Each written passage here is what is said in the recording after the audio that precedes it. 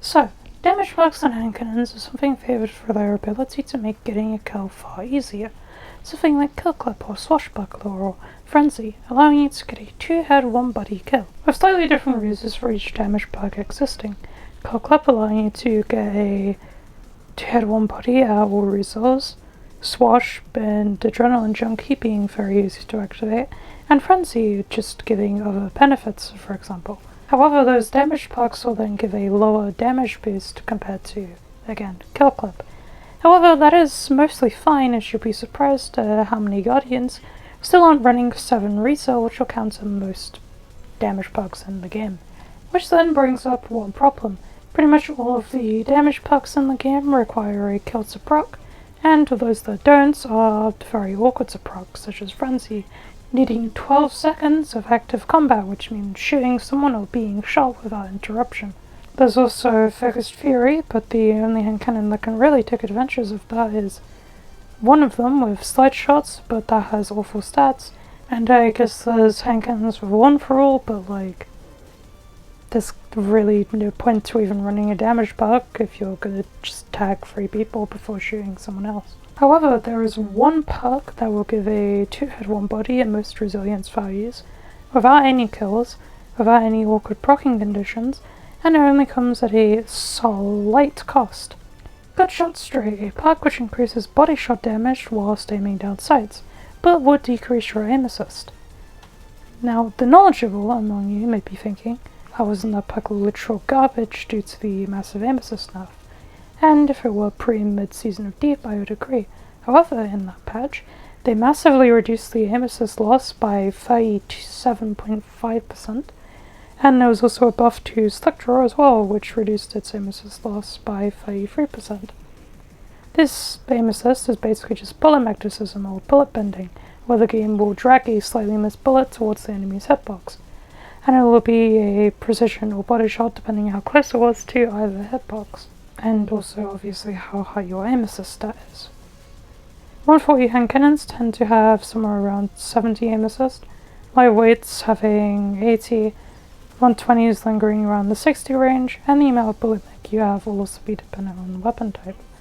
For example, a 70 aim assist bow will always have more bullet magnetism than a hand cannon with similar amounts. Now we know what aim assist is, back to gutshot. Currently that decrease is 20%, which for a hand cannon is genuinely nothing. It's noticeable whilst you're getting used to it, but once you've used it for like an hour or two, it'll feel like basically any other hand cannon. Except you gain the ability to 2-head 1-body without any other cost to your gameplay. Now, there have been times where I've just missed shots due to the lower aim assist value.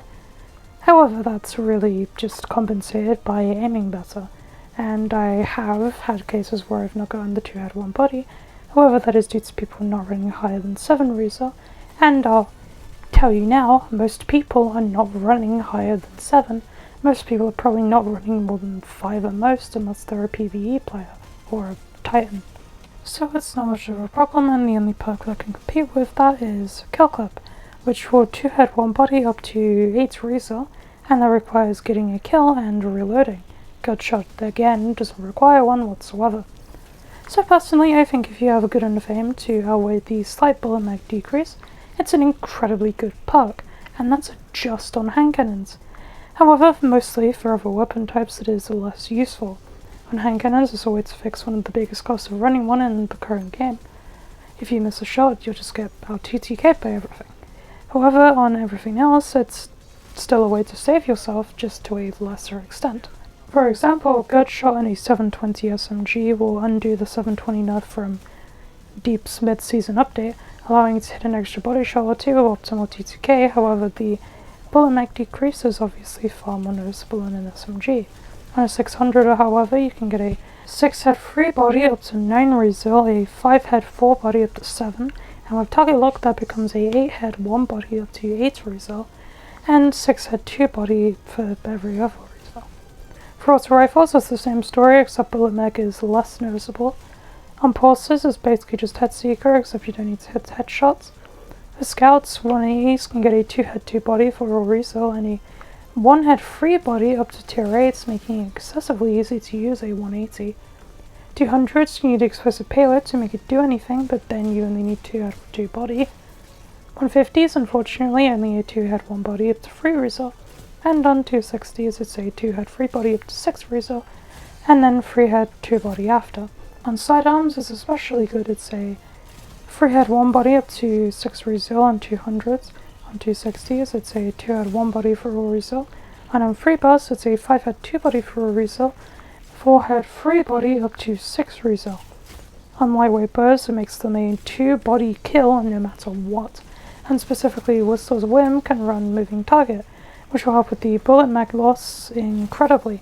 There is also a precision frame bow with gutshot, however it's a precision frame, so it'd only benefit you for weapon swaps and PvE.